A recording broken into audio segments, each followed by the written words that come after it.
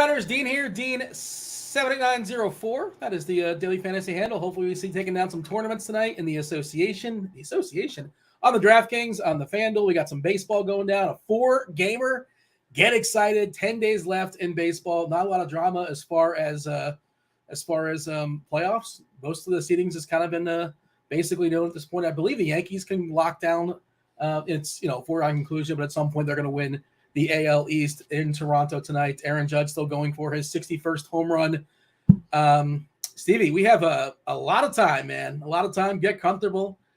Congratulations, by the way, Stevie. You took down 5 figures yesterday, right? The old football? Yeah, I didn't win a tournament, but had a really good day. Really, really good day. Yeah. Well, I mean, look, feel free. Look, hey, do you want to say hello to the chat? What's up, chat? Kindly hit that like button, turn on those notifications so you know when all our football shows are coming, also baseball shows. Of course, we're going to be relieved by the Crunch Time crew. We got Dave Potts, CheeseIsGood, 2-time millionaire winner, as well as Will, Chief Justice, Chief Mineralogist, Kevin Roth.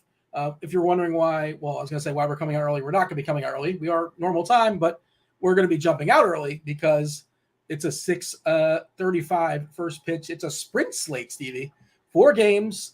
First game starts 6:35. The fourth game starts at 7:10. So you'll know pretty quickly how well you are doing this evening. And then you can concentrate on the fabulous Monday Night Football game that's on layaway, the Giants and the Cowboys. Yeah. Stevie, but, I mean, you were very casual about, you didn't win, but you still, I think it was 5 figures, was it not? I feel like you won. Yeah, I mean, I had a great weekend. Yeah. It's good. The field goal at the end of the Arizona game, instead of going for 4th down on like the 18, kind of sucked because that team had Murray and it had Hollywood Brown, and then it had Fournette, who got stopped at the 1 on that run play. So it had a lot of potential. Finished 4th. It was the $50 single entry, and it was like $10K for 4th. And then I had another really good like 3-entry max team that I made a couple grand off of as well. So it was a good weekend. Cash lineup was awful. It was the first week of the football season that I actually had a bad cash lineup, but I think a lot of people had bad cash lineups this week. A lot of us probably played Montgomery was a staple. Yeah, Montgomery. So I mean, it was just one of those weeks where, when you have bad cash, you hope your tournaments cover it, and it covered it. Covered my NASCAR losses as well. So I mean, it was nice. So NASCAR did not go well. They couldn't run 35 laps without someone blowing a tire, and just happened to be a lot of the guys that I was very heavy on. So definitely ready for Talladega this week.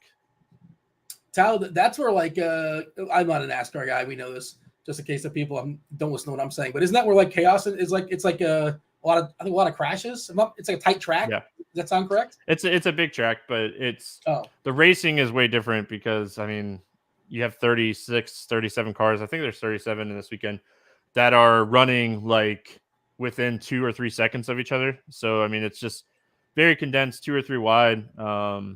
It's going to be wild because it's a playoff race. There was a lot of playoff drivers that had issues this past weekend. So it's going to be a wild race. Was hoping that we'd get like good contest sizes for it, but DraftKings is doing that old 150 50 to first this weekend. So they kind of ruined my mojo earlier when I saw that. But hey, listen, still plenty of NASCAR going on. But I mean, football's in full swing. We're week and a half left of baseball.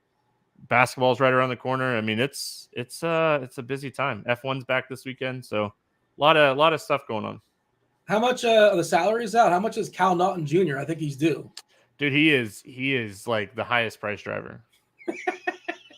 Cal Naughton Jr. He's in the player. Talladega Nights. I got that movie at trivia. There you go. Yeah, we were talking in Discord. Yeah. Go ahead.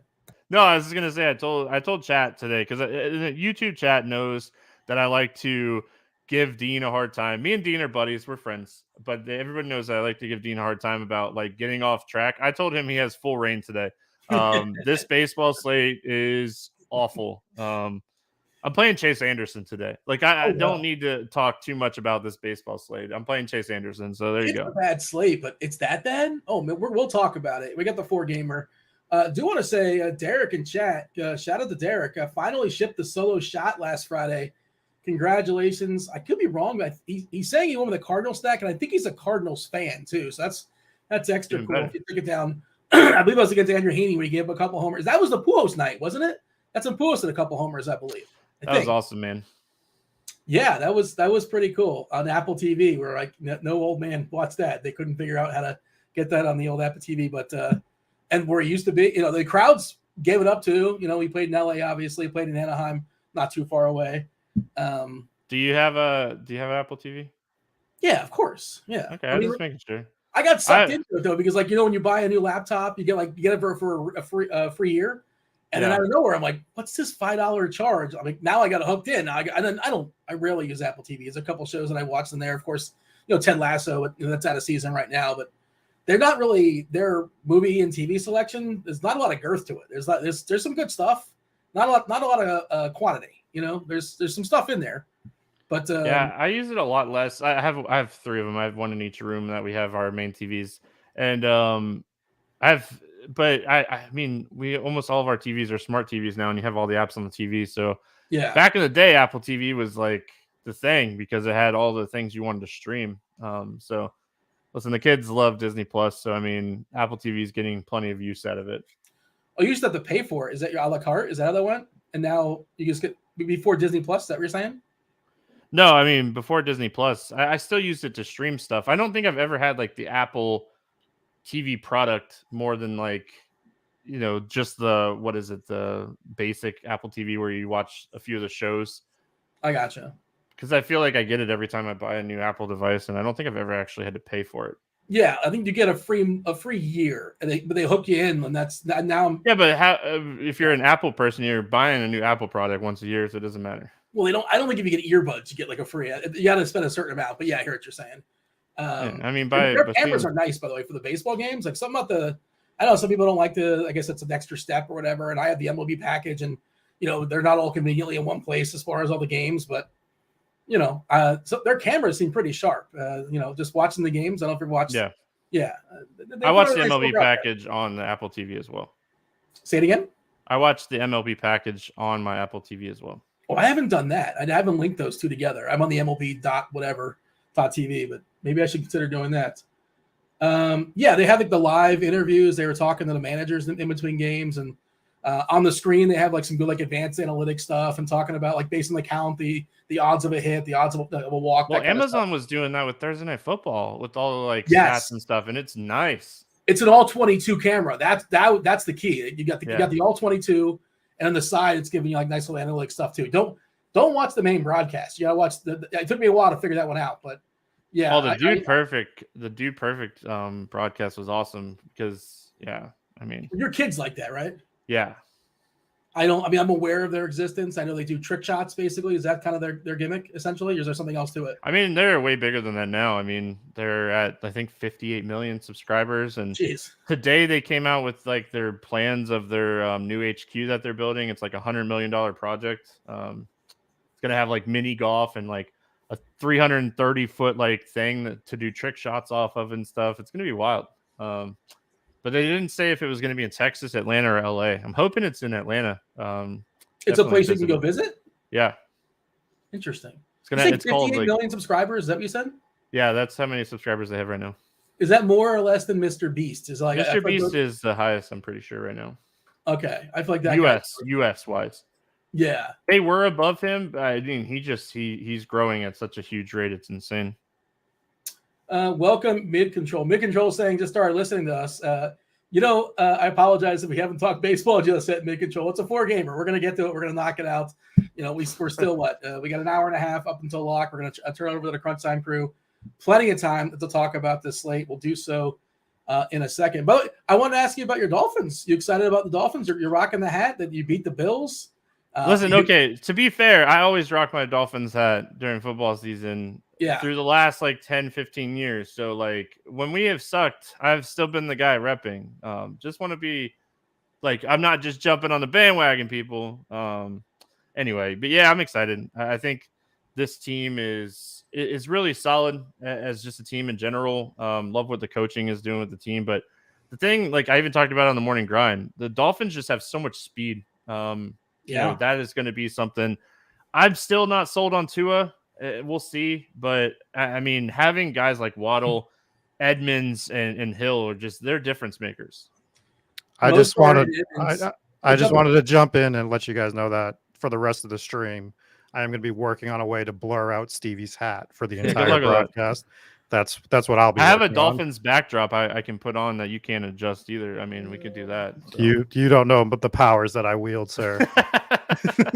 That's producer Rob stepping in today. I see a Kansas City helmet, but that wouldn't make any sense. Are you a Buffalo fan? No, I'm a New England fan, but for the brand, I put up the Mahomes signed helmet. The Brady signed helmet, of course, is above it. But I drafted like 40% Mahomes in best ball this year. So for the brand, the Mahomes helmet had to go on display. Oh man, well, the Patriots, you had your fun, man. Like, you know, we had our 20-year run. We can suck for the next 20 years. No one's going to touch what we got to experience for the last 20 years. As long as it's not the Dolphins winning one. Nobody wants to see that. Who wants to see the Dolphins win? Nobody. I do, but I'm in South Florida, and I mean, I'm kind of indifferent to them. I always been not a fan for whatever reason, but that's my point. McDonald's a lot of fun. Like when I first heard that guy, I'm like, this guy sounds different, and you know, he's a genius, but he doesn't like try to pretend to be, obviously, and he's certainly his own person and just an interesting personality. And who did I hear talking about? One of his former players I heard talking about, just kind of raving his next level teaching. God, I can't remember the guy's name. I'm like the Rich Eisen. Was it Hawk? Was it Andrew Hawkins or something like that? I think that's who it was. Yeah. Just so talking about how he's like, he had them watching like Allen Iverson, like that's like mimicking my Iverson, like and kind of how to get off the line as far as the receivers. You know, the guy thinks outside the box. I can appreciate that. And he didn't shower for a long time, but that's fine. Now he's getting paid the big bucks, and I believe he's showering now as well. And anytime you can have a Hobbit start coaching your team, you just got to pull the trigger on it. To be fair, for what it's worth, I don't think we're winning a Super Bowl with Tua. So no, definitely not. So. All right, so they should not have let him back in that game yesterday, right? We're all in agreement on that. We're all internet doctors, but it certainly seemed like something. It seemed like there was the gif of the guy like letting the bad security guy letting everybody in. Yeah, that's the doctors for the NFL. It seems like. I mean, that was the craziest thing of the entire day yesterday. His body was moving and his brain was basically shut off. I don't know how they approved him to come back. They were claiming it was his back. I was like, yeah, as someone that's had a back injury, that's exactly what happened to me. I basically was knocked unconscious. So yeah, great job. If the doctors say he's good, let him play. Fair enough. I mean, they're smarter than we are. I mean, we all think we know what we saw, but I don't think I was shocked he came back in the game. But I'm just saying, like, I'm not a doctor. I don't try to pretend to be. I'm not a weatherman. I don't try to pretend to be. I just know we're 3-0. What are the Patriots? I 1-2 because but also we lost our quarterback yesterday. We'll blame it on that on the last play of the game. Hey, he was on one of my better tournament teams yesterday. Oh, well, he's never been on any of my tournament teams because I know better. It was a really good secondary stack with Devontae Parker. It was a good team. Yes. Well, yesterday is dead to me, so we won't talk about it. The real winner, by the way, and home games for Miami in September, the humidity is brutal, and I'm sure you saw that end of that game. Diggs was those dudes were gassed. Yeah, they were all, and like the Miami guys train in South Florida, like they're used to the humidity. When you're coming from Buffalo, and like anybody that visits South Florida in general, especially South Florida, like when you get off the plane, it just hits you right in the face. Like when I was not living here and I came back, I'm like, oh man, I totally forgot about the humidity. It absolutely played a factor in that game. You saw Josh Allen was ready to pass out at the end. Diggs was on the sideline. He couldn't move. He was cramping up. The humidity is real, man. And it's home games in Miami. It's a legit edge for sure. But all right, let's go ahead. I'm sure we'll stray off the beaten path, but let's get on track here. Talk about tonight's MLB DFS slate. Again, it's a 4-gamer.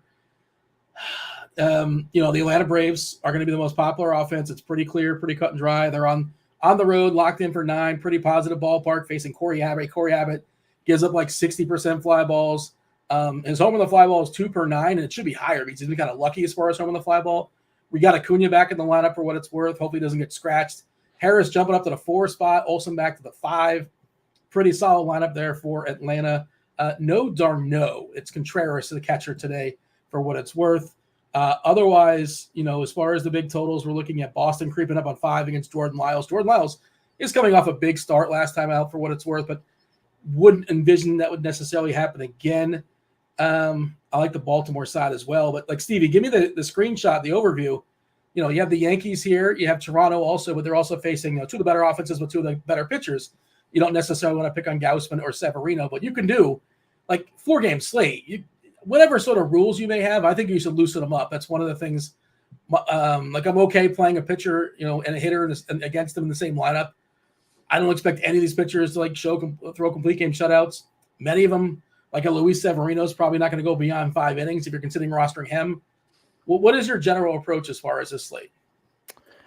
So when I was doing expert survey and premium content earlier today, I was struggling to have the mindset of getting different. I mean, the general overview of this slate is what it is. I mean, Gausman in a tough spot against the Yankees, but he's clearly the best pitcher on the slate.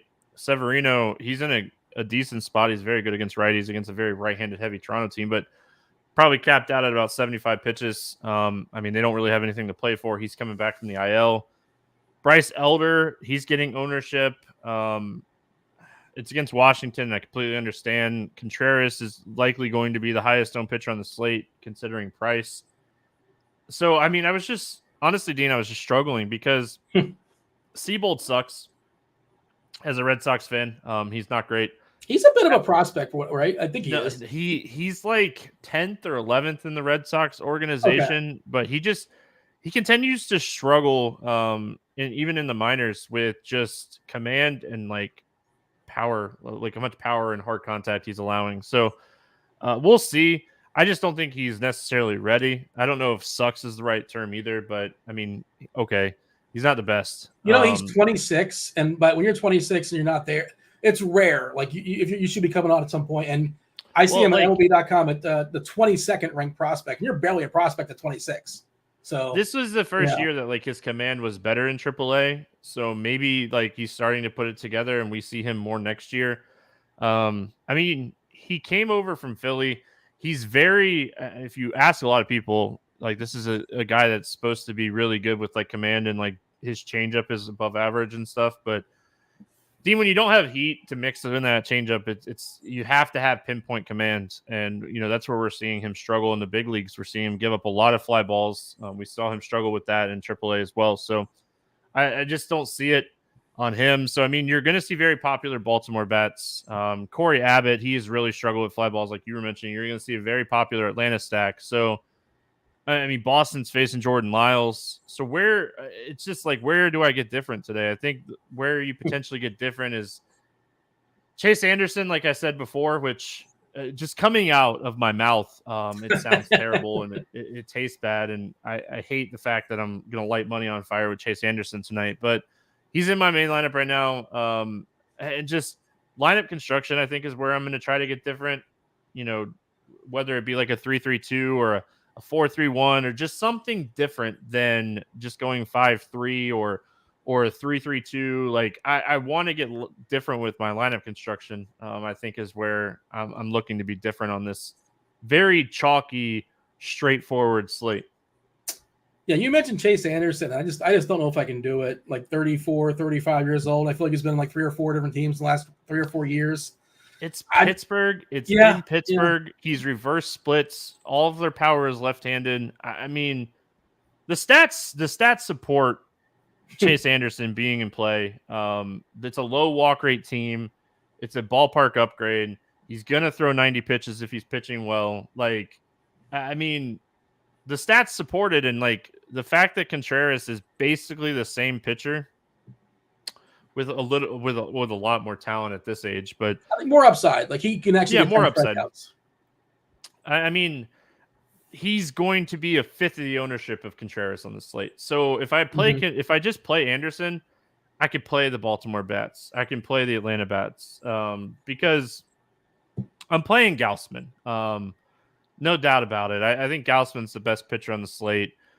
It's a tough matchup against the Yankees, but I'm playing Gausman. Like, are you in agreement? Like, do you think Gausman over Severino given the pitch count? Yeah. I think in large field stuff, I think it's possible to play Severino, and that's kind of the concern on Luis Severino. The matchup's not spectacular. The Yankees are obviously they're locked into their spot. If they don't clinch tonight, they'll clinch tomorrow or the next day or the next day. It's going to happen. It's inevitable. So they're just sort of playing the string out. He came back from injury, got a long history of injuries.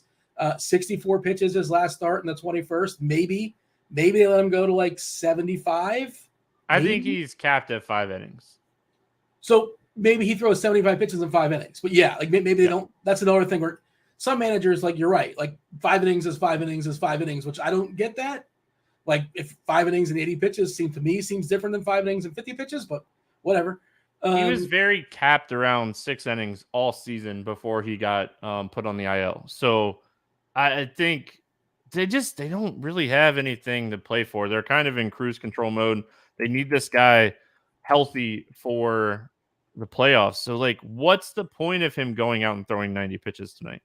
The counter to that, and I agree with you, the counter to that is he doesn't have to beat a lot of guys to be the number 1 pitcher in the slate. He can throw 5 innings. Oh, I agree with that. No, I agree. Gausman can get hit a little bit. Contreras can certainly get hit a little bit. And like nobody else, he could still. It's not hard to be on the top of the podium today when it comes to pitchers. And it's a bit of an overspend, like the cost per pitch. If you want to do that, he's 10K and DK. You're overspending. But that's a way to be different. If you're looking and you're getting a good pitcher, and theoretically, he should be pretty good for 4 or 5-ish innings. You don't really want to pick on Toronto, but it doesn't mean he can't strike out a bunch of Toronto guys. He can get 7 or 8 Ks in 65 pitches in 5 innings. Like that's possible. And again, that's probably good enough to be tops in the slate. So the argument is like, he doesn't have to be spectacular, but if he could still be better than everybody else and not be spectacular, if that makes sense. No, I agree with you 100%. I said this on the morning grind. I said that, if he puts up 20 to 25 points in 5 innings, he's probably still going to be close to being the top pitcher on the slate. So I don't know if you saw my expert survey hot take today, but I said Chase Anderson was going to be the highest scoring pitcher on the slate tonight. I wrote it as well. And you know what my expert survey hot take was? I went back to the well on this one. I almost got it right last week ago. I was picking on a different team. I can't remember which football team, the Titans. And I said the Braves are going to outscore the Titans, and they didn't. It was like 7-6 or something. It was close. The Titans put up like a 6 spot, maybe 7. But I said that the Braves are going to outscore the Cowboys. Sorry, Dallas Cowboys fans. But I mean, look, I'm just throwing darts. I was going to do something O'Neal Cruz related, but it was already taken. I didn't want to double down on that. I believe Chop was a fan of O'Neal Cruz. I like him a good bit too. I was going to say a jack in a bag for him, but Chop already knocked it out. I'm like, you know what? Let's just go back to the well. Maybe the Cowboys are going to be terrible tonight. That's certainly possible. And a little bit of cross-sport nonsense as we wind down at the end of the baseball season. Look, they're not hiding in the slate, but one way to be different is the Yankees, like playing the Yankees against Gausman. One of the questions in the expert survey is like, how do you get leverage in large field tournaments? Well, let's go ahead and pull up the ownership right now. And DK, as far as pitchers, you got to roster 2. You got to roster 25% of these dudes, right? Amongst Corey Abbott, Jordan Lyles, Connor Siebold, Chase Anderson, Luis Severino, Bruce Elder, Gausman, and Contreras. And we currently have Contreras at 56%, Gausman at 51%. And that's going to be the most popular pairing. The spend up the Gausman, Contreras, nice savings there, 7.5. We saw how electric he was last time out with the Ks. I think he also got hit hard. He got hit hard as well, but there is a strikeout upside to him. And Cincinnati, of course, is not a team we fear. Nice ballpark he's pitching in as well.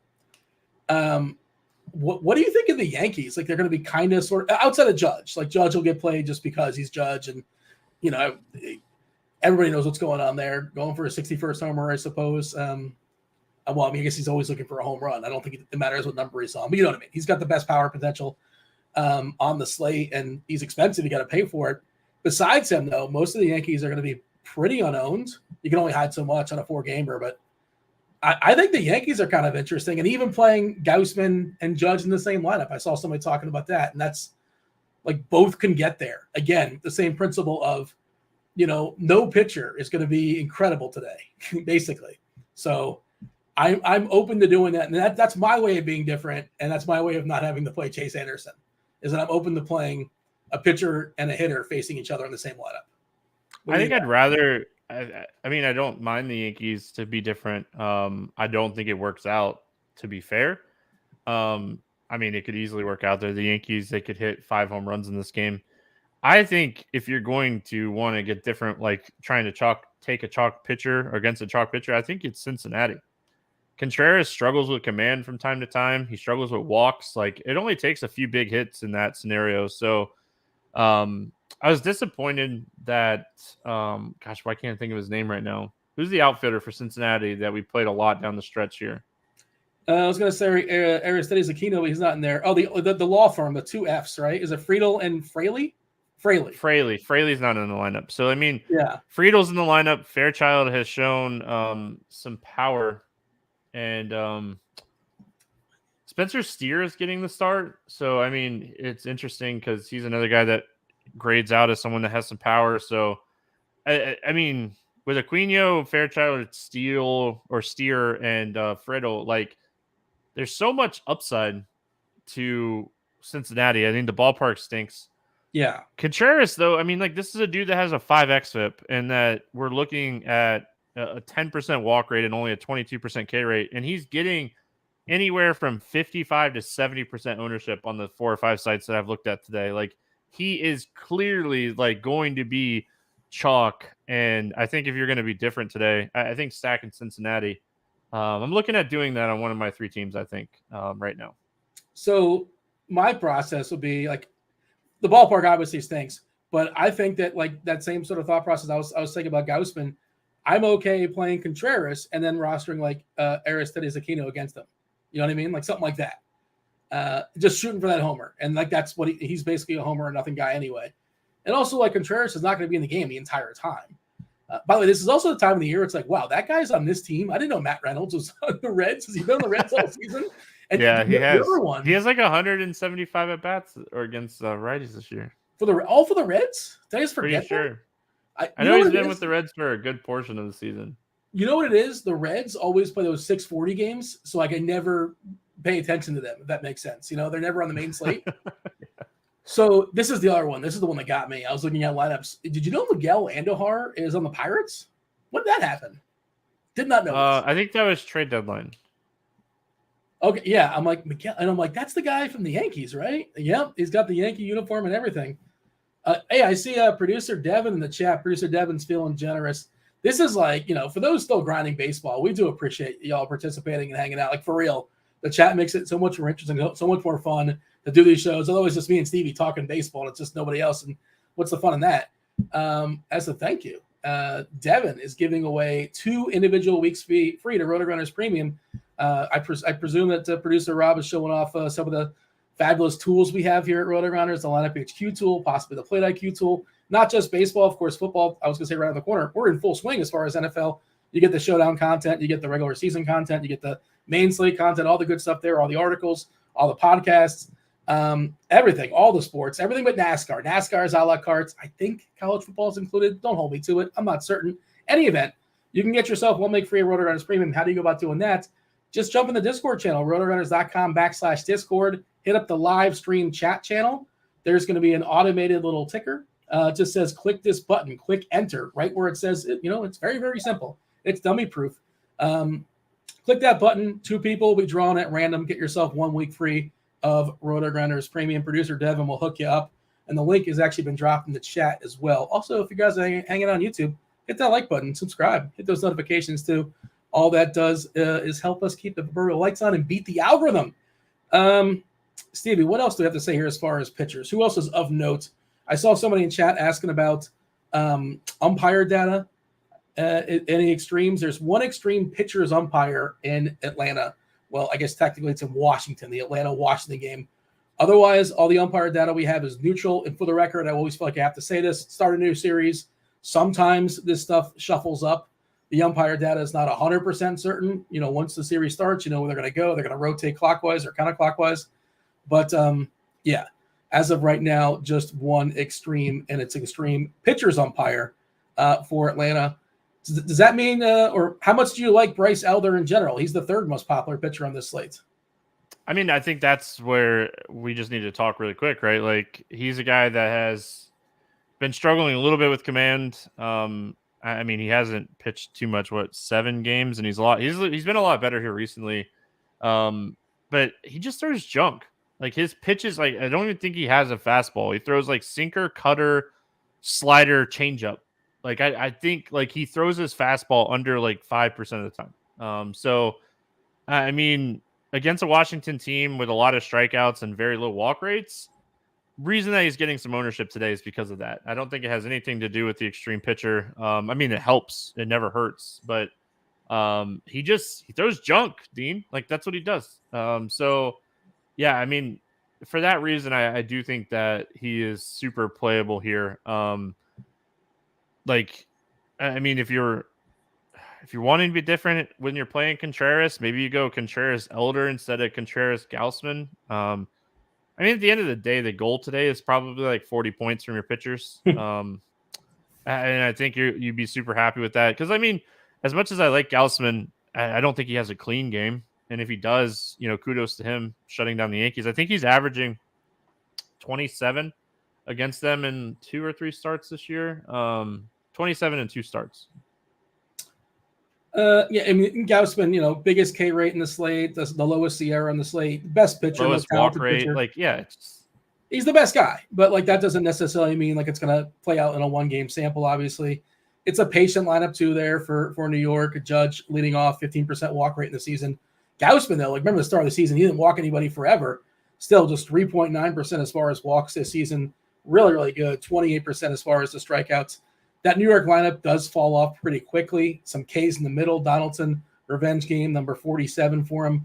Giancarlo Stanton, Cabrera, both striking out around 30% or so. The back end's pretty contact heavy, but no power in IKF, Bader, and Trevino. Of course, Judge, Rizzo, and Torres 1 through 3.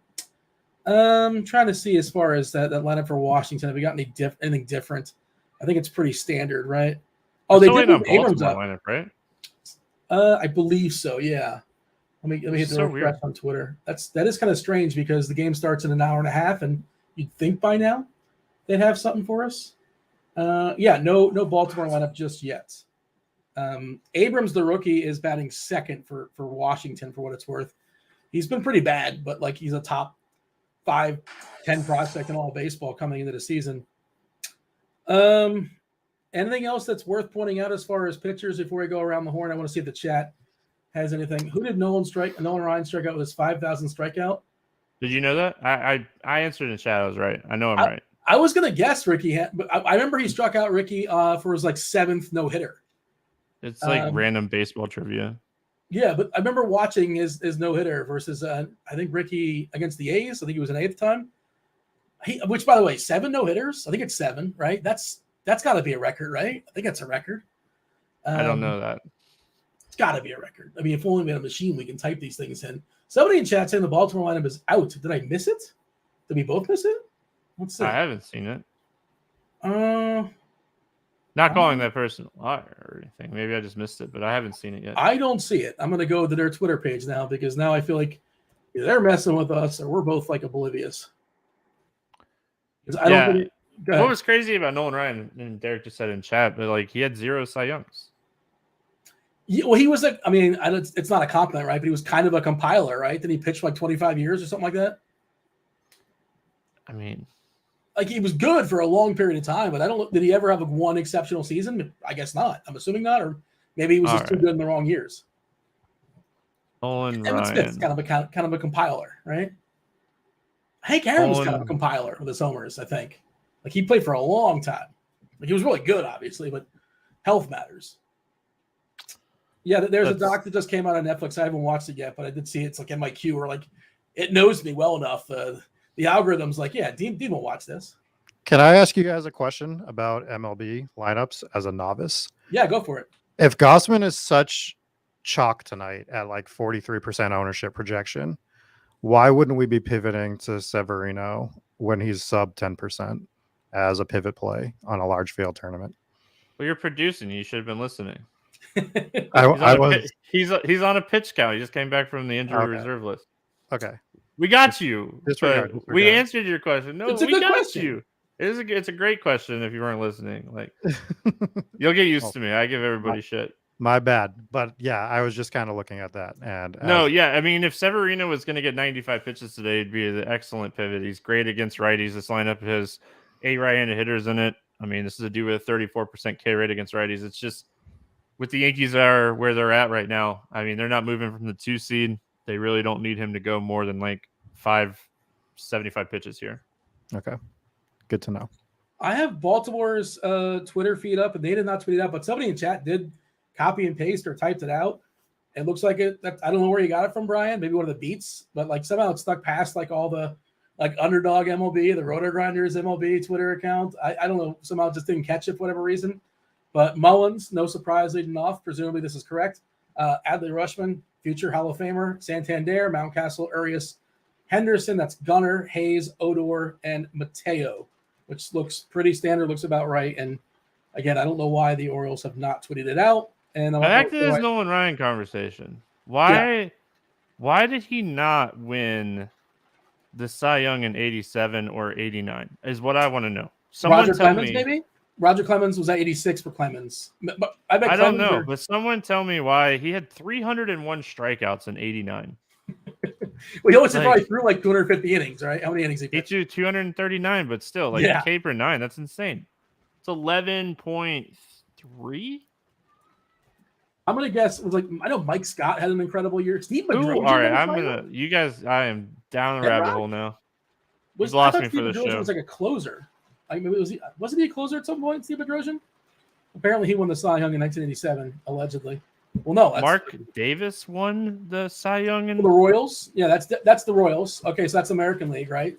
Ryan was on the Astros at the time. Astros won the National League at the time. Okay. So it was Steve Bedrosian, I think, won it, assuming we had the right year, which I thought he was a closer for the Braves, but Brett Saberhagen won in 89. Brett Saberhagen? Yeah. Saberhagen. Yeah, for Kansas City. He was legit, too, for a period.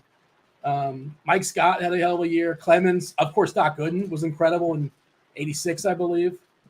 All right. You want to go around the horn and give our favorite players? No, I want to know why this dude won the Cy Young over him. Hold on. We can pull up and see they actually can show you the. No, I'm going to. When I get done with the show, I'm completely. You're retroactively upset about this. I'm losing. No, because those numbers are insane. What he put up in 89, insane. How good would he have been in DFS? Because you're getting the complete game bonus most likely. Oh, I know. How many complete games he threw in 1987? Probably at least 10, I'm guessing. How many complete games you got in front of you? You looking at it? It doesn't say. I'm looking on Fangraphs. I don't have complete games on here. It'll say it. I know. I have to scroll down. Sandy Alcantara has 20% of the league's complete games this year. He threw 6 of them. Okay. Oh my gosh. This dude in 1974 threw 26 complete games. He threw 332 innings that year. What the heck? I think what's the guy's name? Is it the knuckleballer? No, this is Ryan. Okay, I thought you were talking about somebody else. Never mind, I got distracted. Oh man, Tim Wakefield back in the day. Oh yeah, Tim Wakefield. One of the when I was growing up playing baseball, I was like, man, that's one guy I would love to face just to see it. Because you watch it and you're like, oh, knuckleballer, but being a Red Sox fan watching Tim Wakefield, you're like, man, I really wanted to hit against that guy. Just to tilt you a little bit more, Stevie, Nolan Ryan finished 5th in voting in 1989. It makes no sense. Absolutely no sense.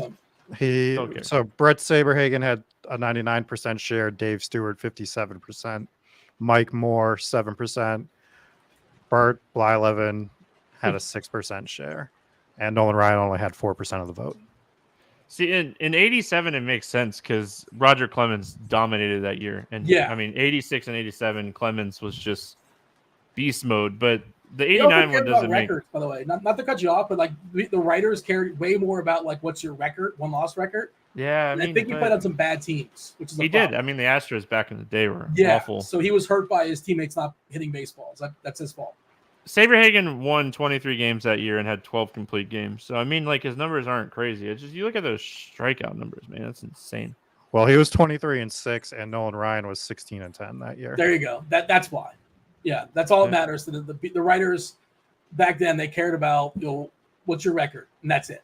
As long as they keep giving it to my boy DeGrom, because he's got to stay healthy.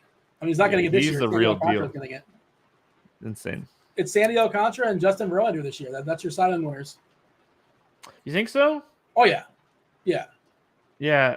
I mean, I was looking at it the other day, and I thought Verlander was probably the favorite. The only guy that it could be was Cease, I believe. It could be Dylan Cease, but I don't. Had a great year. Missing the playoffs is huge, though. Like we just got them talking about.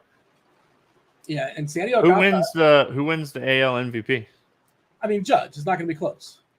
You think it's Judge over Ohtani? Yeah.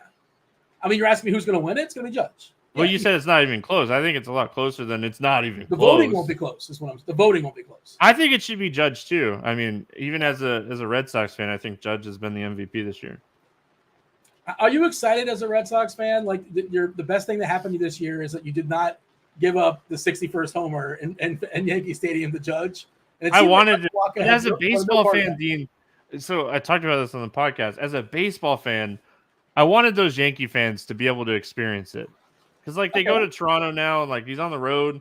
I wanted, like, as a baseball fan, I wanted to see him do it in Yankee Stadium. It's like when Pujols hit his home run the other night. Like, I really wish that was in St. Louis. Yeah. But, I mean... The Dodgers fan took care of him, though. Like, he got a great ovation there. It was a packed house. It was good. They did a good job. Well, I mean, Pujols is just a staple in baseball for the last 20 years. Like, is it 20 years now? I think he's over. Isn't he over the 20-year mark? About 20 years, yeah. Somebody posted, the RotoGrinders account posted his first home run ever, like 17, 18 years ago. He looks the exact same. His swing looks the exact same. It's so crazy. But you know who was on the call? The Tom Brenneman, of course, was on the call. Yeah. There's a drive out the left from the Castellanos. Like, I always just pops up out of nowhere. Yeah. All right. 2001 was his first year. Yeah. And he had a couple years that were sort of lost. Like, he was out of baseball, I think, last year, right? For a period? Or even this year. No, he played last year. I mean, he barely. Yeah, I guess he did play. He didn't get a lot of bats. 2020 is when he really. I mean, I think he only had 150 at bats that year. Favorite catchers tonight? Tell me your favorite stacks. Like, obviously, Atlanta and Baltimore. Top team. Yeah. Apologies, by the way, if you're hearing rain. You know, I'm in South Florida. Tropical storms lurking. Oh, and Stevie, hopefully, I wish you the best. Your family as well. I know you're not. You're more lined up than I am, unfortunately. We're on the dirty side of it, man. We're going to get so much wind and rain. Like, yeah. The reason that I popped in the show like right before we started is because I ventured to Publix today. Me too. And it was not fun. And it wasn't even like hurricane prep for me. It was just a normal like grocery shopping trip. But gosh, it's awful. Wasn't too bad here, thankfully. People weren't crazy. You know, I got water, and that's because I was low on water, just not because I'm panicking necessarily. But hey, your favorite stacks today, obviously Atlanta's number one. If you're playing Anderson, I think you can really play Atlanta with them and like not be concerned, terribly about. I am. I mean, that's like right now I have Anderson, and I did a split stack between Atlanta and Baltimore. So those are my top two stacks. I think the other one would be Boston, but. I mean, to be different, I really don't hate the idea of rolling out a Cincy stack. What do we have? Yeah. We have like a $15 tournament on DK. I'm going to roll out a Cincy stack, a solo bullet in that with a Cincy stack today. I hate saying nobody's going to play because it's a 4-gamer. Nobody wants to play like Jonathan India for 5.3K. Like, just nobody wants to do that. He's also, second base is terrible. I just built. He's in the stack I just built. Oh, Let's go. You got India in there, baby. You got Aristides Aquino in there? I don't. He's gonna bang one out. He's gonna be the chalky one. He's batting sixth. You gotta think 5%, Dean, not 10%. You're. I mean, got him. Players are gonna get squeezed. There's only so much players to go around. The pool's pretty small. Yeah. I think outside of Judge, the Yankees are gonna be kind of under-owned. Just again, I don't want to actively pick on Gausman, but variant, small sample size. Gausman doesn't really give up a lot of home runs. Not a big fly ball guy either. 0.76 homers per 9, 8.4% like the worst. He's the worst guy to be like, oh, let's get contrarian and stack the Yankees against because he doesn't walk people, he doesn't give up home runs, and that's what stinks about. I agree though. Like I agree when it comes to game theory wise, the game theory move is to stack the Yankees today. Yeah. Catcher wise, any catcher get you excited Rutschman, today? Dude.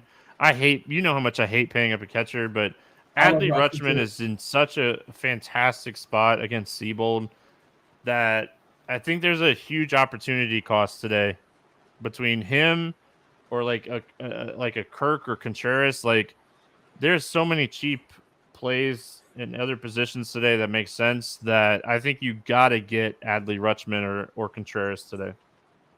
For a 4-gamer, there's actually some pretty like good catchers. Contreras, I like Abbott. I like him versus Abbott a little bit. Yeah. Kirk, he's just really expensive, 5-1, hard to get to. Jansen's been like really good this season for what it's worth. I don't know if that's a small sample goofiness. Historically, not as good, and he's batting 8th and he's facing Severino. Not something I want, but he's there. Otherwise, you can just flat out punt it with, close your eyes with Chucky Robinson or Riley Adams or whatever, Zach Collins, Josh Godoy. None of that stuff feels good, but we live in the world with salary cap, and I'm okay if you want to flat out punt it. First base, who do you like? Really quick, Dean. Chat. This is we've gotten multiple Pittsburgh questions, and I'm just gonna address them really quick. I am on Anderson, but the reason I'm on Anderson is because Cruz, Swinzinski, Mitchell, these guys are lefties, and throughout Chase Anderson's career, he has been reverse splits. He's good against lefties. He attacks lefties with a changeup, and he limits the power against lefties. So I'm off. Me personally, I'm off of Pittsburgh tonight. So that just answers the question in chat. Yeah, I love Cruz, but everybody likes playing him. They're just shooting for his homers and a fun player to watch in clips as well too. With his arms electric, he's got speed when he gets on base. Just a fun player in baseball. Of course, he's got massive hole in his swing still, especially against lefties. Anderson, of course, not a lefty, but we're just shooting for upside when you're rostering somebody like Cruz and leading off that Pittsburgh stack. Telling you, Chase Anderson is going to be the top pitcher in the slate. Or he's going to get shelled. But even if he gets shelled, I hope he gets over 4 strikeouts because I took his prop today too. Okay, so Brian in chat is saying Rutschman is dealing with an injury. According to, I assume that's one of their beat writers, he has a lower right leg. His lower right leg is wrapped. Interesting. Unless it happened yesterday, the dude had 5 hits on Friday and Saturday. So I think they're still mathematically alive, right? They're not officially eliminated. They're not going to make the playoffs. Spoiler, sorry. But maybe they'd have to win out, and the Rays would have to lose out. Yeah, I suppose math. Or Seattle too.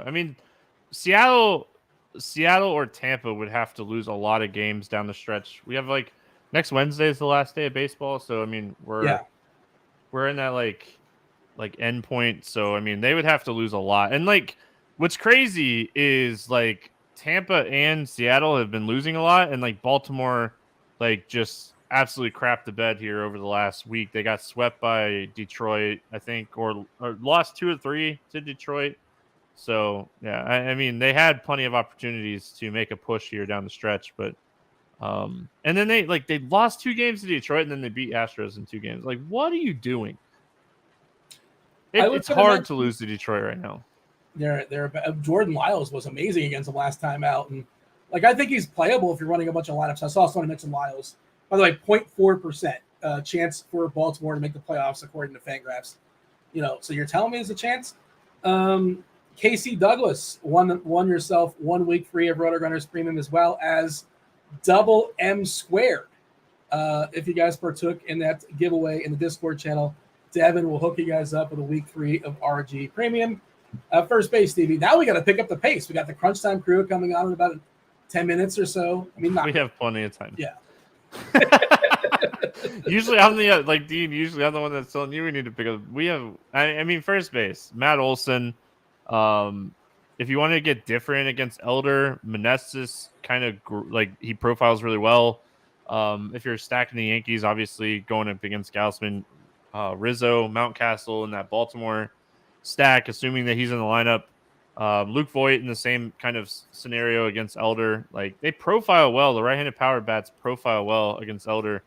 They hit sinkers well, and he's going to throw a lot of that junk at him. So if you want to pivot or a full punt, Tristan Casassis is hitting 6 against Jordan Lyles for the Red Sox tonight. He's a lot of power. 2.1K, I think. Yeah. We'll see.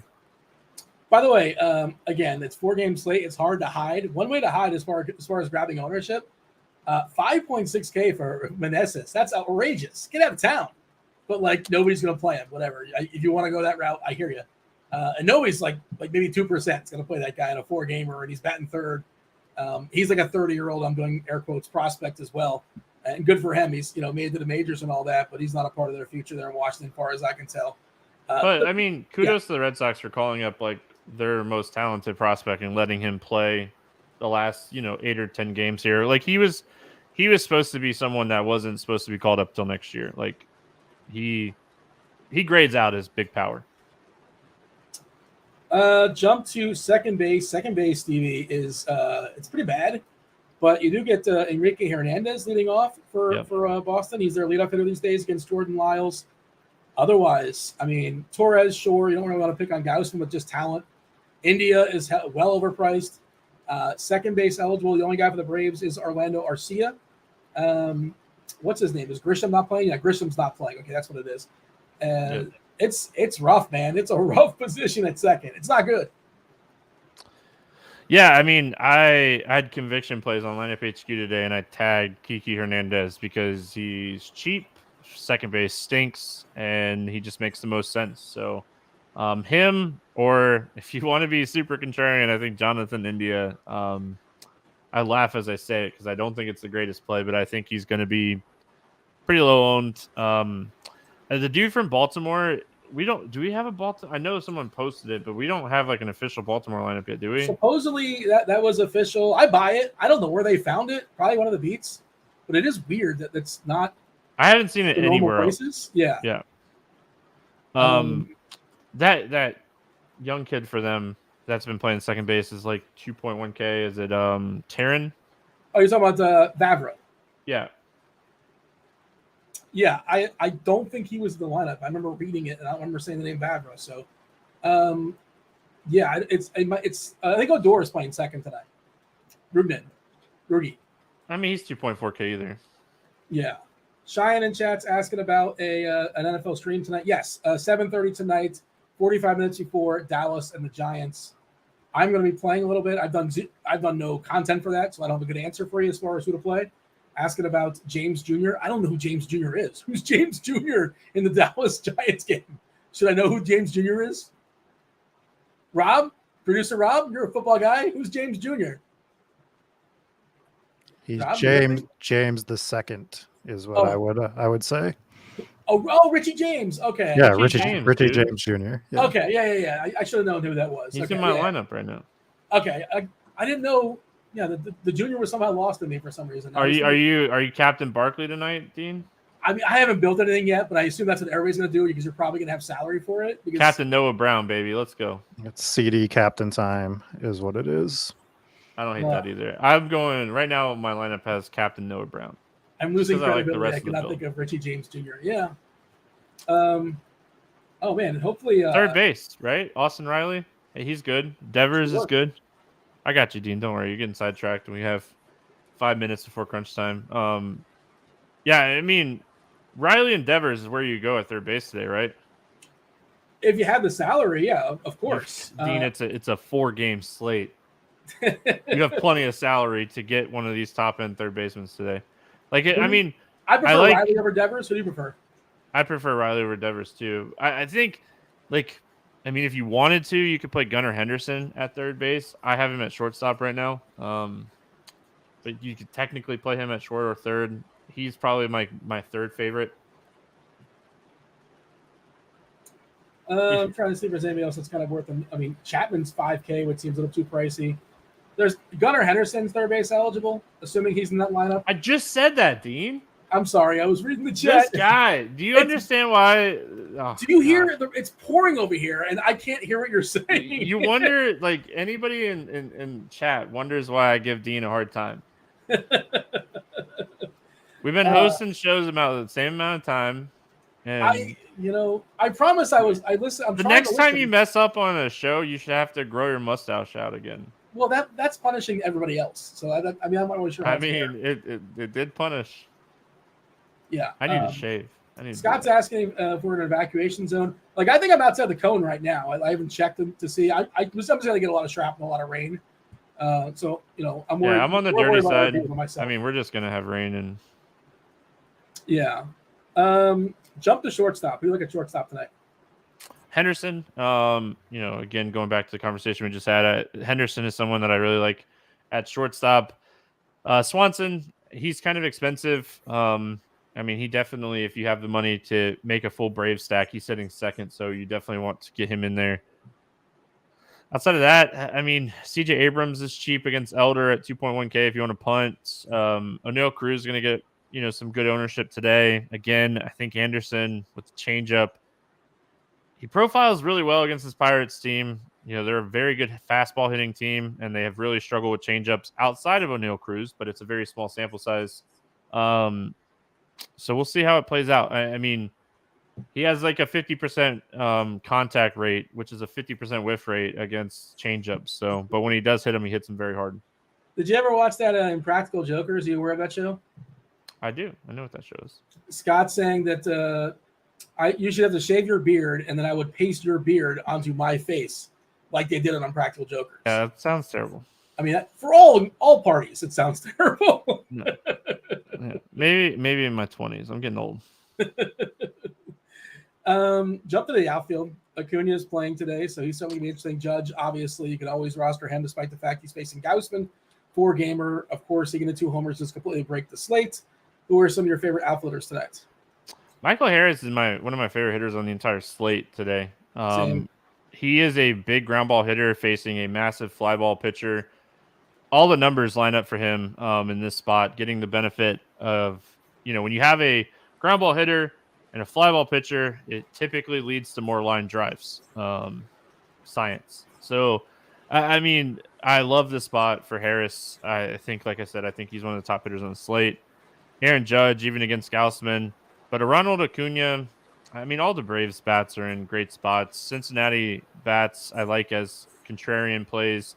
We mentioned Kiki Hernandez. Really, any Baltimore, any Boston, or any Atlanta outfielder is, I mean, just they're in play today. I mean, we continue to talk about how do you get different on this slate. I think roster construction, and you just play the good hitters. Enrique is going to be really popular, batting first, leading off on DK specifically, where you can throw him in the outfield. Also at second base, where it's super weak. I'm checking our ownership on it, but like in my brain, I feel like he's going to be like 35, 40%. Is that where we're at? 32. 33. Well, I got the bat ownership stuff, but it's always kind of similar. Bring in crunch time on with you guys, just so you know. All right. We got, I see Will. I see Dave Potts. I guess Roth is on layaway. He's coming in shortly. You see Will looking fantastic today? He does. Rocking that Braves. Hey, you know what? Jersey. That's what the slate's about tonight, Will. Yeah. It's all about your Braves, right? I mean, they're going to score 12, 15, 17 runs. I'm told they're going to break the slate, and that's that. Eat that chalk. I sure hope they do. I need them to keep winning so we can perhaps, win the division still.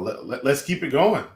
1.5 games behind the Mets. Still possible. You actually have something to play for, which is a lot. It's more to say than basically any other team right now. A lot of teams are just kind of chilling in a holding pattern or just kind of playing out the string. Roth, you were a second late because I imagine you were getting some fabulous trivia ready for us. Is that correct? No. I don't know. Yeah, no. But I actually am wearing the jersey of the slate right here, baby. Oh, boy. Yeah. Let's go. G-Man. Hey, bet all your money. I don't care if the Giants win as long as my props hit. What are your props? Let's hear it. Yeah, I want to recap just in case Kevin and Will missed what I caught at the beginning of the show. I'd jump in a little early. I jump in and they're talking some third base, right? And Stevie's, they talk about Riley and Devers, and Stevie goes into how Gunnar Henderson is a great play.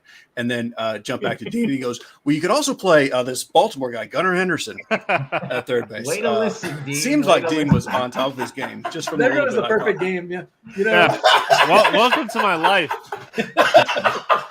Dave, you're lucky. You get to do shows with Roth. He listens to you. I do shows with Dean. God. Roth's never listening. He's looking at weather the whole time. I was going to say, I don't want to pretend like that's never happened to me, so I can't give him too hard of a time. What are we looking at, Roth? Daytona area. What are we looking at? A lot of rain Wednesday and Thursday?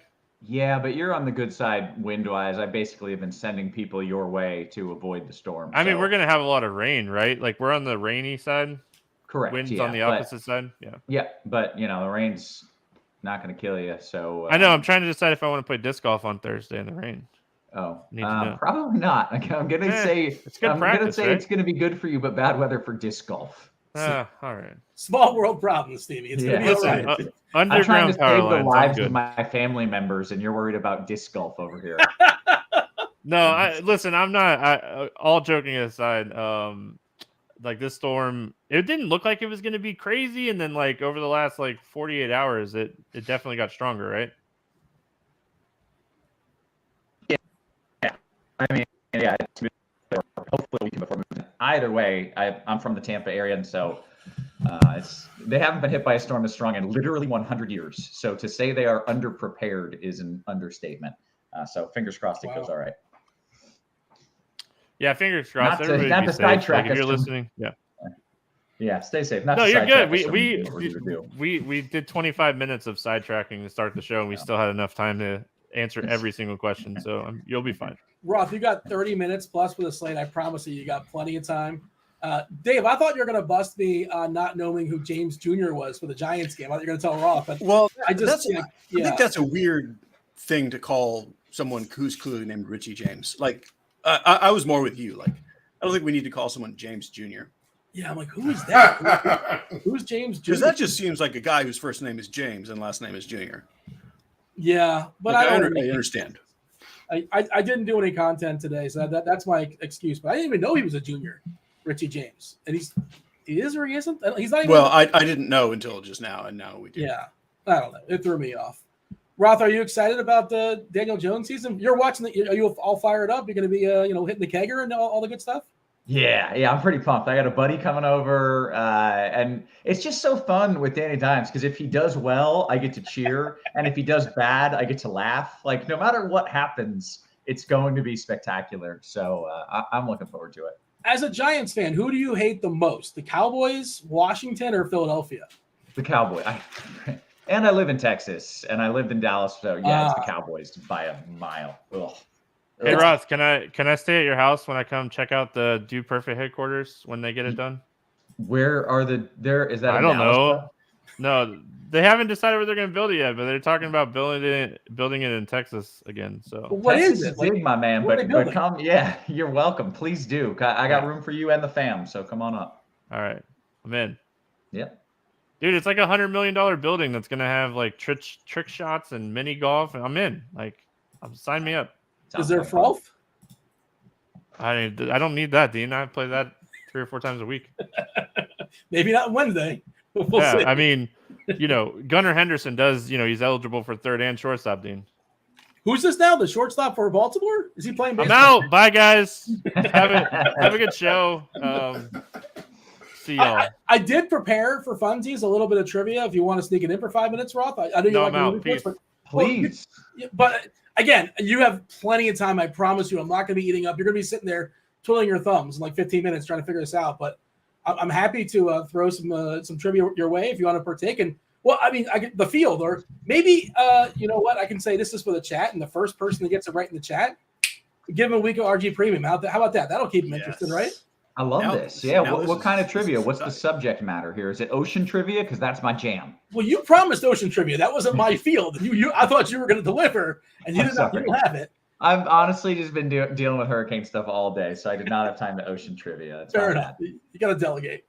No. It was. I just pulled some quotes from movies in the 21st century, mostly comedies.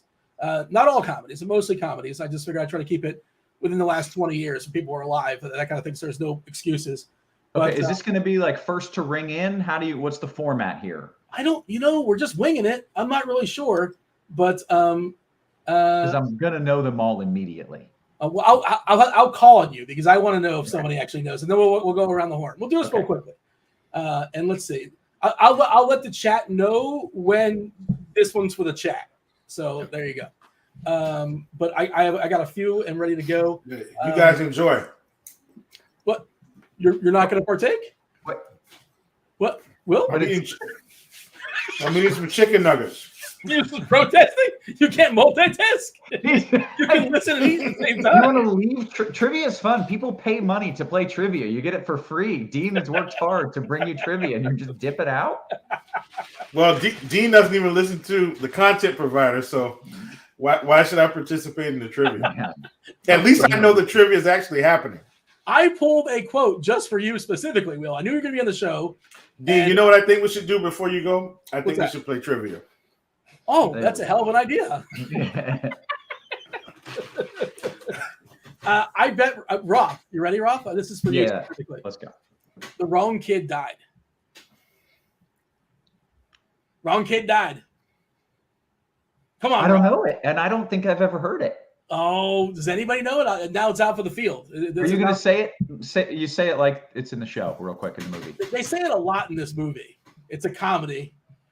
I mean, I recognize the line. I can't place this is embarrassing that you guys don't know this. I've never seen it. I definitely have never seen it. I know it.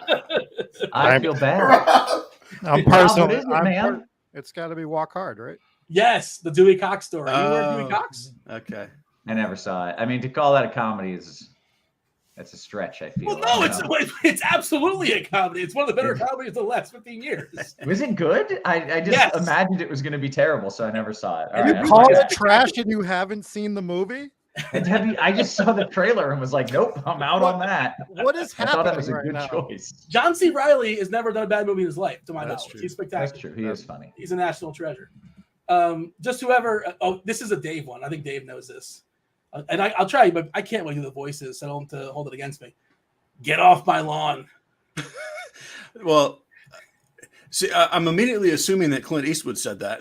Yeah. Correct. In was it Gran Torino? Yes. Yeah. Okay. Let's go. I was about to say Gran Turismo, which is a video game. A video game. Yeah, but yes, Gran The reason I know that, there's a GIF, whatever we call it, of him saying that from that movie, and I picture that. It's a good movie, by the way. It is, yeah. Enjoyed it. Will, do you want to participate? Sure. This is beautiful. What is that, velvet? Definitely coming to America inside the barbershop. Yes. I knew that you were going to be on. I'm like, I know that's your favorite movie, so I figured I'd pull one that I gave you a layup. There's an alley-oop for nice. you. That was a layup. Thank you.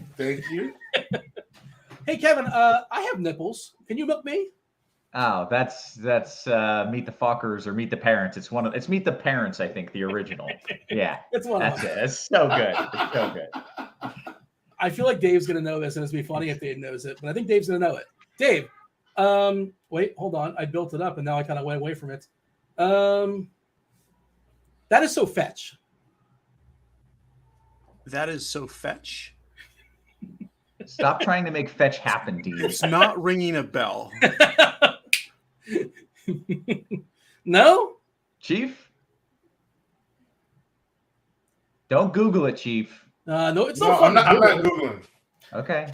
That is so fetch. Should we bring in Rob? Rob knows it. He's already upset. You guys don't know it.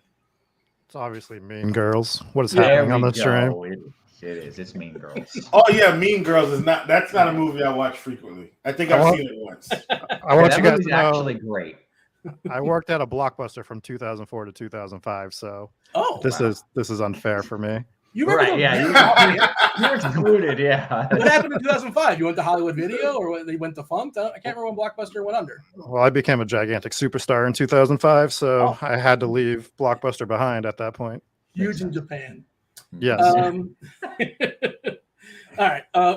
Hey, Roth, what is this? A center for ants?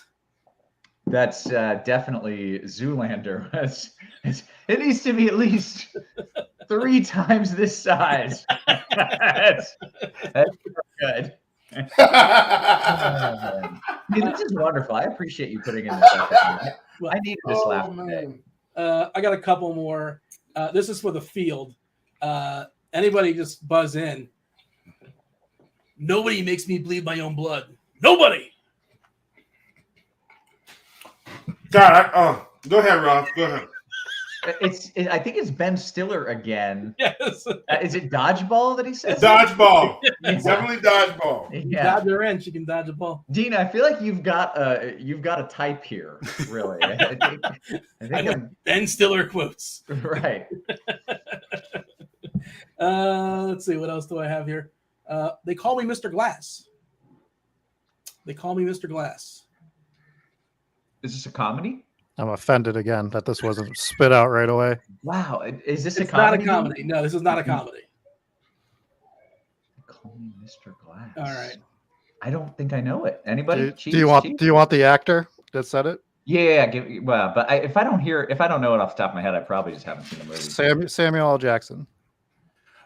Oh, Is yeah. it Unbreakable? It's that. Yes. That I couldn't think of the name. That was an interesting little movie, wasn't it? That was a cool movie. Just wait like 5 seconds. Like, give like the chat 5 or 10 seconds. There's a delay too. Whoever gets this one first in the chat, we'll hook them up with a free RG premium. Yes, crunch time is coming, Isbon. Don't worry. We're going to step aside and get out of here. It's a 4-game slate. Plenty of time. No worries. All right. Here we go. First person in chat to type this one in, I'll get you a 1 week free at RotoGrinders premium. Oh, I can't do this guy's accent. I wish I could, but I'll try. Well, no, it'll be terrible. The law says you cannot touch, but I think I see a lot of lawbreakers up in this house tonight. I wonder if anybody knows this and they're holding back because they're letting the chat knock it out. The law. Yeah, I wish I could say I'm just being kind and letting the chat get it, but I don't think I know it here. We'll give the chat another 10, 15 seconds before we bring in Rob, who it's one of your neighbors there in Texas that says it. Matthew McConaughey, of course, in Magic Mike, and that is Swolf Dab. Swolf Dab was the first person to get in on that. Knows his Magic Mike. Hit me up on Twitter, Swolf Dab, or somewhere. Yeah, Twitter. Twitter works, or in Discord, either way, and I'll get you connected for a week free of RotoGrinders Premium. I think that's our time, though. I think we ran the course, but yeah, that was fun. It's a 4-gamer. It's 10 games left in the baseball season. Y'all got plenty of time. Congrats to Swolf Dab for getting yourself a 1 week free of RGA Premium. Hit me up on the Twitter, DFS_Almanac if you're not aware. I'll get you a week free. Yeah, that's it. I'm going to step aside and get out of here. It's Dave Potts. It's who else we have with us? Well, it's just Cheap and Rods, Kevin Roth, and as well as Will. Will, you going to participate in giving out some baseball plays tonight? I am. I absolutely am, Dean. All righty, y'all. Have a good show. Enjoy the foosball. Enjoy the baseball. Good luck to your Giants, Roth. Have fun. Appreciate it. All right. 3-0, baby. It's coming. Going to be literally the most fraudulent 3-0 team in history here after tonight. So I'm excited for that. Chief, are you with us for crunch time? I missed it. Are you crunch time or are you live? Stevie left early because he didn't want to take part of the trivia. So yeah, Will is with us. Okay. Oh, okay. I couldn't tell. The reason you were thrown off, like really, Stevie left like before you even got in here. He did not. He wanted no part of the trivia. He was gone. Once I told him that he couldn't play disc golf in the middle of a hurricane, he was like, "Well, screw this. I'm out of here." Hey, welcome to it, guys. We appreciate you hanging out with us.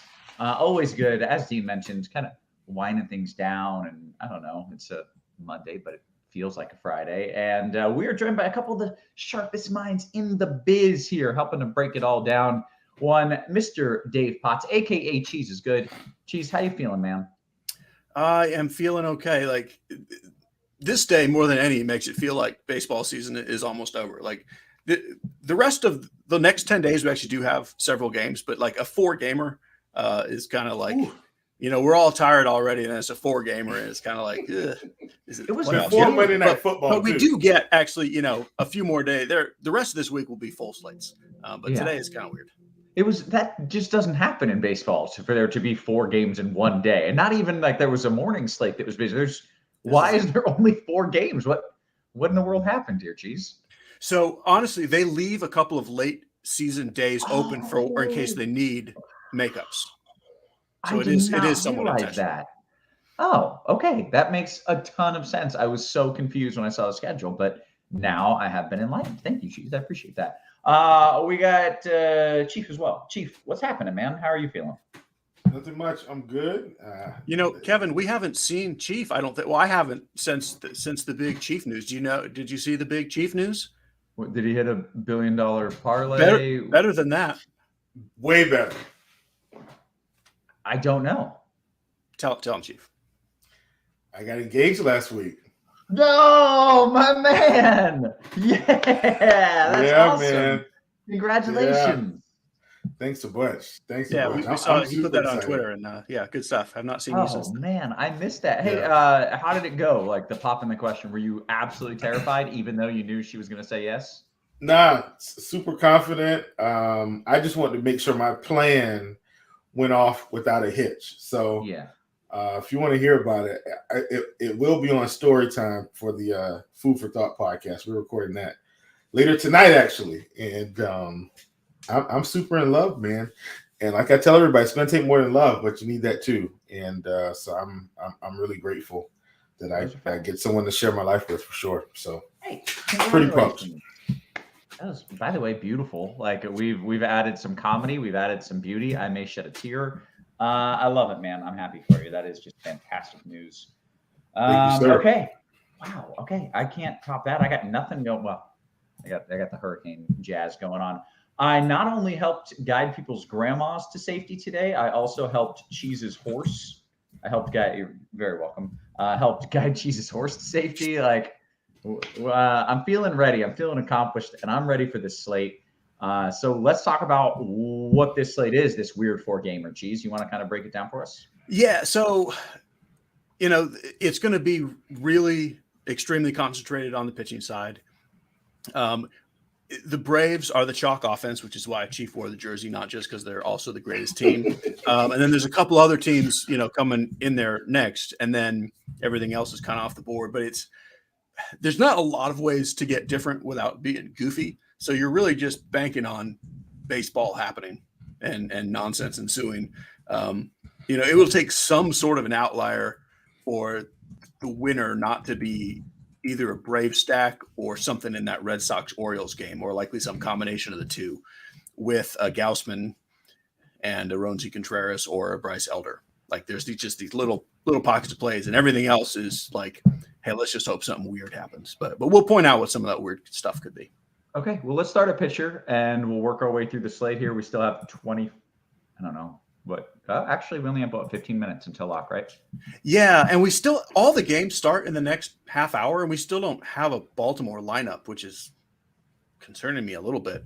I wonder if somebody's banged up or something. But anyway, okay. Pitching. Kevin Gausman's the top guy. I mean, it's against the Yankees, and it's not. But, like, so what? It's a 4-game slate, and the other top guy is Luis Severino in that game, and he'll probably get 75 pitches, which it's actually not completely off the board to play him, because if Gausman gets hit, then 75 pitches of Severino could still be the highest scorer. I'm not playing any Severino. I'm just playing Gausman. Like, I like Gausman better anyway. He's a slightly better pitcher. The chalk cheap guy is Roansy Contreras. And what I said in the article, and I'll say it here, like, if this were a full slate, this would be the very definition of bad chalk. But it's not a full slate. And even a 5-point game from Roansy Contreras, it might be fine. But realistically, he has actual upside that it would be not stunning at all if he's the highest scorer on the slate. So personally, I'm playing him in almost every lineup. I like him almost as much as Gausman. And I think the big thing is I like him way better than Bryce Elder. Nothing against Bryce Elder either on this slate. But he'll be pretty popular as well. And then on FanDuel, that's really all you need to do. I think on DK, you're going to need maybe a little Chase Anderson in there. To make, if you want to go, a full Brave stack with Judge or something. But for the most part, Gausman, Contreras, chalk, but it's chalk that I'm personally just eating. Okay, very good. Chief, what are you doing here as far as pitchers go? And thank you for pulling that up, by the way, so I can try to follow along here. Yeah, lineup and looks pretty. Say what? The Baltimore lineup finally just came in, and it looks normal with the only Odor instead of Vavra. Otherwise, it was as we projected. So that'll ruin your night in a hurry. A lot of Vavra in your lineup there, Cheese. So much Vavra. Got to pivot now. All right, Chief, what are you doing here, pitcher wise? I probably have way too much Chase Anderson on DK. You do, but I don't really care on a 4-game slate. I've picked on Pittsburgh all year, and very seldom does it come back to bite me. And so if I want to get all the bats, I legitimately for tournaments, this is definitely the tournament only play. I'm probably going to fade Gausman in some lineups and just have Contreras and Anderson, and then really hammer the bats. And if they both end up with like 15 to 18 points, I think I'll accept that on this slate and hope the bats do what they're supposed to do. So as crazy as it sounds, I like Contreras, I like Anderson. And then I can, for the most part, build any Brave stack that I want, any Yankee stack that I want. If I want to get anybody from Boston, I can take some Boston one-offs against Lyles. I can take some Baltimore one-offs against Seabold. So that's kind of the main approach I'm taking. I do understand that Gausman is, in my opinion, the top pitcher on the slate, but I think I like the bats a little bit more because I really feel like I can get enough upside from Contreras and Anderson. Like if they were ever going to have upside, it's this spot against these two teams. Like I wouldn't play them against the Braves. I wouldn't play them against the Yankees, but against Cincinnati or against Pittsburgh, like I'm fine rolling them out there. And I'm also fully embracing the fact that I could lose every dollar that I invest, and I'm okay with that.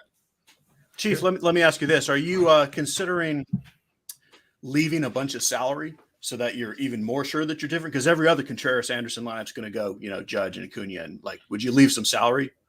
So mostly. So what I'm going to do is I'm going to stack either the Braves or the Yankees, but I'm not going to stack them together. I'm stacking the Braves and I'll have like 4 one-offs or 3 one. You get what I'm saying? Yeah. And that's how I'm going to get there versus me trying to double stack a team that may or may not hit 5 runs. Like the Braves could come out and score 3 runs tonight. So, but I'm banking on them not doing that. So that's the approach I'm taking. I'll probably have a fair amount of Baltimore one-offs for what it's worth.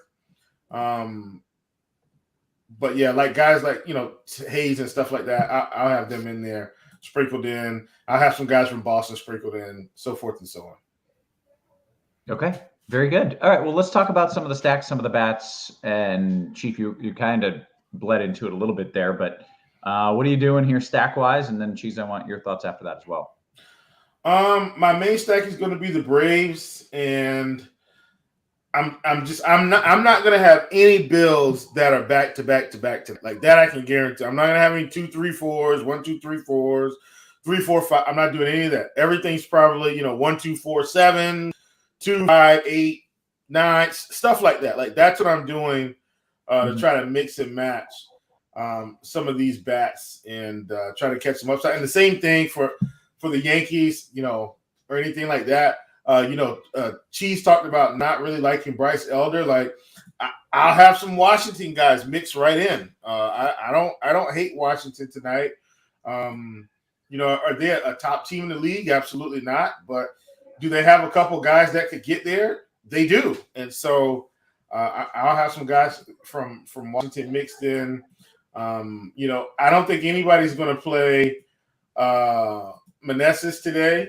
And guess what? He's not the right play, but it's a 4-game slate. I don't care. So I'll plug him in instead of Olsen, and now I'm completely different anyway. So those are the types of things I'm doing for tonight's slate to get different. Okay, very good. Cheese, let's talk about your overall game plan and thoughts here as far as the bats go. Yeah, with the obvious Atlanta chalk. I mean that's the top team. As far as a full stack, I like Baltimore. That's not sneaky per se either, but comparatively.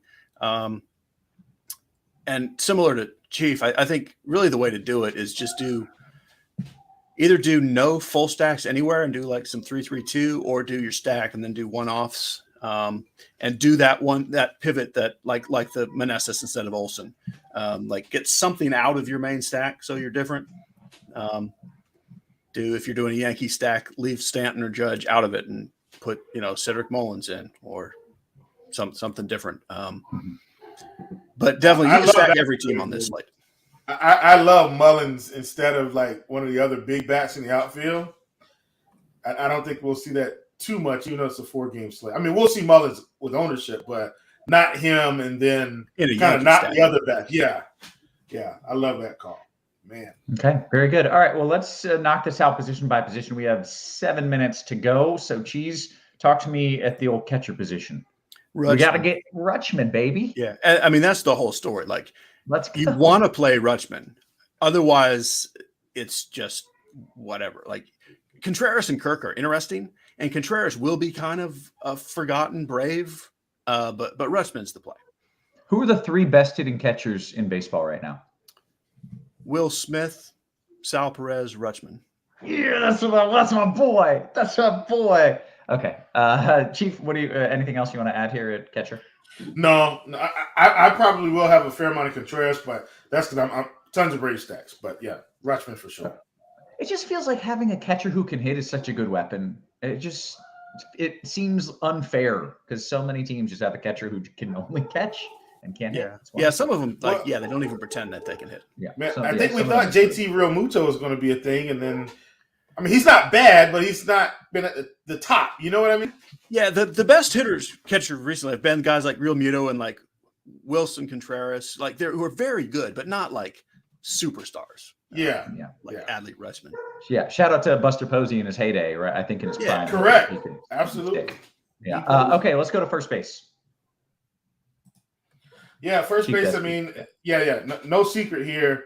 I do really like Matt Olson. He's probably the top catcher on the slate, and as a result, I'm going to have some, but I'm going way overweight on Manassas. Way overweight on guys like Vlad. In fact, way overweight on a guy like Luke Voigt facing Elder. I'm with Cheese today. Like, listen, the fan in me wants Bryce Elder to go out here and just mow this team down. The DFS side of me says Bryce Elder could get blown up today. And so, Luke Voigt, he's got some power, 3,300. I'm in. Very good, Cheese. Yeah, obviously Olsen, but also obviously Olsen. So Vlad and Rizzo will not be very owned. Mountcastle will not be very owned. We talked about Meneses, and then if you need a cheap guy, Tristan, the house, Mi Casas, Su Casas, is still dirt cheap and going to hit a home run. The house is a glorious nickname. Guys, we got a lightning round this, and I realize it's my fault for slowing things down, but let's go to second base. We got 5 minutes until that's fine. And it's just the one game that starts at the top, so we can keep going. But there are no second basemen on this slate. On DK, Kiki Hernandez will be popular, leading off for Boston. But it's not like he's good. There is not a good second baseman on the slate, just period. So for me, I'm leaving this till last. And I'll mostly throw a guy in a stack, even though I don't want to obviously stack everything, but there's not a single guy that I want to play because I want to play him. So I'm fine even playing like Odor or Orlando Arcia as a total punt. I feel like Odor is going to pick up big ownership. Now that he's in and he's cheap on DK, his ownership is probably going up big time because this position sucks. I'm hoping it's late enough that it won't. But on FanDuel, Jonathan India stands out because he's cheap. But I don't really like him on DK at that price. Chief, what are you doing? I'm in the same boat. Second base sucks. Well said. That's it. Okay. Okay. I mean, there's not a thing to say. Like there really isn't. All right. Let's go to third then. Save us some time. Chief, what do you like there? Yeah, third. I think I like Cesar Hernandez a little bit too much on DK, but he's 2,700. I'm thinking maybe he'll get on base, just turn some fantasy points. If you're looking for power, it's Chapman, it's Devers, it's Donaldson. Kyle Farmer, I don't hate either at 3,800, but that game's starting like in the next 4 minutes if you want to get him in. Roth, these positions are so goofy with 4 games. Just take the questions because some of the questions have Pirates in them. So let's do the questions, and then we'll come back and finish this. Okay, that works well. Okay, I'll just take some QQs then.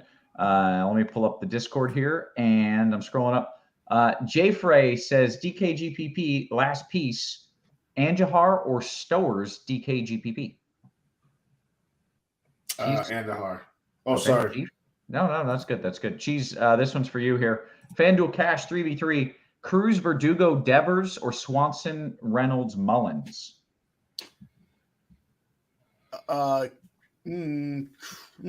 Swanson, Reynolds, Mullins. Very good. Achilles, Chief Verdugo or JDM, or is our boy JDM completely washed? I think I'll just take Verdugo because of on-base potential today. Okay. Cheese, is playing a Yankee one-off against Gausman or just not playing Atlanta a good way to get different tonight? I'm totally fine with a hitter against your pitcher tonight, regardless of which pitcher, but particularly a Yankee against Gausman. Yes, I like it. Very good. Okay. NBA DFS is FanDuel Cash, Chief B. Reynolds and my boy Andy Rutschman, or Acuna and Andujar? Ooh. Let's go with the first one. Jay Sam says, hey, Cheese, on FanDuel, I've got a lineup where I've got 3K on the table with Contreras at pitcher. Is this viable in GPPs tonight? I really think it is. On FanDuel, salary is really not a thing, especially if you're not using Gausman. I love it. Scorekeeper says, Chief, 3-2-2-1 will be the winning lineup for GPPs. Lock it in. No full stacks. What say you? It's possible. I think if anybody's going to win with the full stack, it's the Braves for what it's worth. But I don't hate 3-2-2-1. Okay, very good. Jay Sam says, hey, Cheese, on FanDuel and lineups where we aren't playing Gausman, doesn't it make sense to stack to stack or mini stack the Yankees? If we aren't playing Gausman, doesn't it make sense to stack or mini stack the Yankees? I mean, I wouldn't say make sense or not make sense. Like it's the Yankees, so they can obviously win the slate. I wouldn't even worry about whether you're playing Gausman. I mean, obviously don't stack them if you're playing Gausman, but I don't think you have to say, oh, I'm either playing Gausman or the Yankees in every lineup. You can forget that game as well. Is Gausman going against the Yankees? Is that the... Yes. But it's not like every lineup has to have one side of that game. Sure. Okay. All right. Yeah, I understand. Okay. We got less than a minute until lock, and I actually did catch up on all of the Discord questions here. So you want to jump back to position by position or no? Yeah. Let's round that up. All right. I think we were at third base. Cheese, I think you were maybe kind of closing. Yeah, I think Chief mentioned some third. Like Devers and Riley are the very obvious top two of the top plays on the slate. I think that's the place you do that thing where we were talking about with Olsen and Meneses. Like, this is a way you can get different. Braves stack with Devers, Red Sox stack with Riley, or either of them as a one-off in any lineup. They're great. Okay, and I want to point out real quick, we're still going to talk some football before this is over. Oh, yeah. So if you're sitting there thinking, well, I got my baseball lineup in. We're going to get some of Chief's best plays here, some of his best props, and we're going to get Cheese's best bets. All Cheese does is win. So, yeah, I found some interesting names today, like literally. I'm looking forward to that. All right, Cheese, sorry to cut in there. Are you ready for short, or you have anything you want to add? No? Okay, shortstop. He's ready for short. Okay, all right. Cheese, you're ready for short. You know what Gunnar Henderson is? He's almost Adley Rutschman. Like these two, we're going to be playing these two guys for a long time together. Rutschman, Henderson, love them both. I think O'Neal Cruz is probably too chalky. Like I like him, but I'm not sure that he's not the highest owned player on the slate at the position, which he's fourth on my list. Swanson, Bogarts, Henderson, and then Cruz. And then Bo Bichette is going to be like 1% on a 4-game slate. So you got to play a little Bo.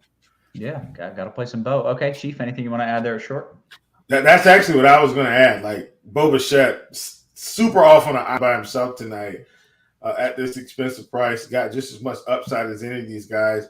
And I think something that Cheese mentioned that I don't want us to overlook, like we're not getting a full-blown Severino 95-pitch game. Like he could be cut off at 70 pitches if he's pitching poorly. He really could. So I like Toronto a great deal. Okay, excellent. Let's go to the outfield, Chief. Yeah, Acuna is probably going to be popping for everybody tonight. I really like Harris at 4,700. Cheese talked about Mullins. Mullins actually might secretly be my favorite outfield tonight. Man, I like him a lot. at 5K. I think this is a big time play here. We've got Frito leading off against Contreras at 3,600. If you need some value, like you can definitely get him in there. We talked about Kike, who you can also get at second base. He's probably more valuable there, but you can get him in the outfield, so he's still cheap. I think one other cheap outfielder there is Robles, and he's 2,100, and it probably feels awful against Elder, but I don't care. He's like this guy that he's like this weird one-off. You stack all the bats, you got 2,100 left. Yeah, you've maxed out your salary. And he like hits a double, steals a base, and you look at the end of the night, he's got 15 fantasy points. He's just kind of one of those sneaky guys that can get there multiple ways. So I like him a little bit at the bottom of a bad Washington lineup to possibly pick up some fantasy points. Very good. All right, Cheese, what do you want to add here in the outfield? Well, yeah, we're totally in sync on Cedric Mullins. And then I would say that Michael Harris is my favorite Braves outfielder. Even if he was the same price as Acuna, I would be playing Harris first. He just against this crazy extreme fly ball pitcher is just it's a really good matchup. So I like that. I think you can mess around with the random cheap Pittsburgh outfielders anytime you need them, just because they're sitting there and they're all free. Like if you want to do a loaded lineup elsewhere and play like Andahar, Sawinski, and Mitchell, then you can play everything else you want, and that's okay. But mostly, I want Harris and Mullins, and then see what happens. Okay, very good. We'll see if we got any more QQs coming, and I want to talk some football. Okay, can I say one other thing too, Roth, about Brave stacks? Yeah. Which I don't intend to stack numerically tonight, like 4, 5, 6. But I will say this: if you're planning on it, you can probably get away with it with 6, 7, 8, 9, 1. Like even on a small slate, I don't see people fading Acuna, Swanson, Riley, and Harris, and then going like Olsen, Contreras, Rosario, Ozuna, Garcia. I don't see that happening. I think you can get away with it there for sure, and just kind of stack the bottom of the order. And if that's where all the big runs happen to come from, like, you're going to be sitting pretty at the end of the night. Okay, that sounds good to me. All right, we got 2 questions, and then I want to talk just a little bit of football before we get out of here. Cheese, DK Cash, Odor or Rosario with Hernandez, or Odor or Rosario with K Hernandez with multiple spots? In Cash, I would play Rosario. Okay, great. Achilles, DK Cash. Chief, you want Elder, Riley, Acuna, or Gausman, Devers, Verdugo?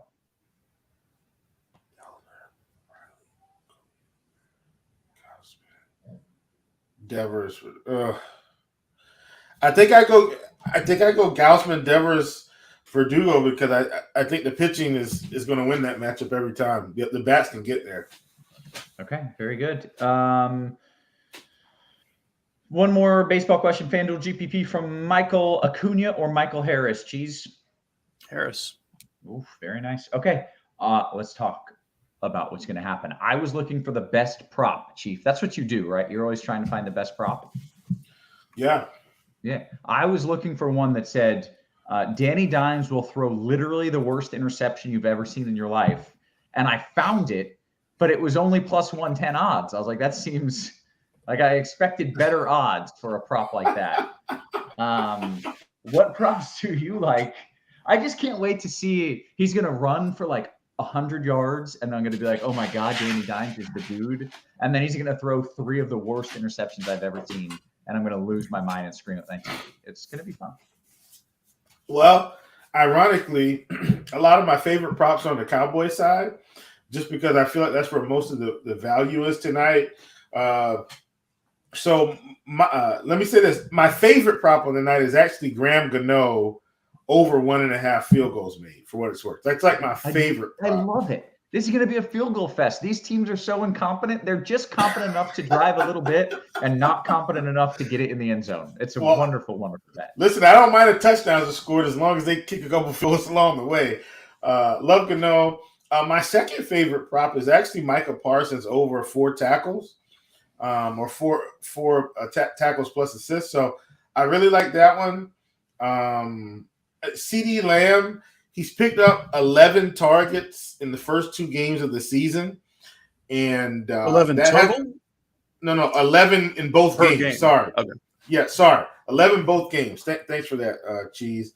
And so his target line tonight came out at 8. And so I was very interested in the over on his targets. No Amari Cooper, decimated wide receiver room, and Dalton Schultz may be out tonight.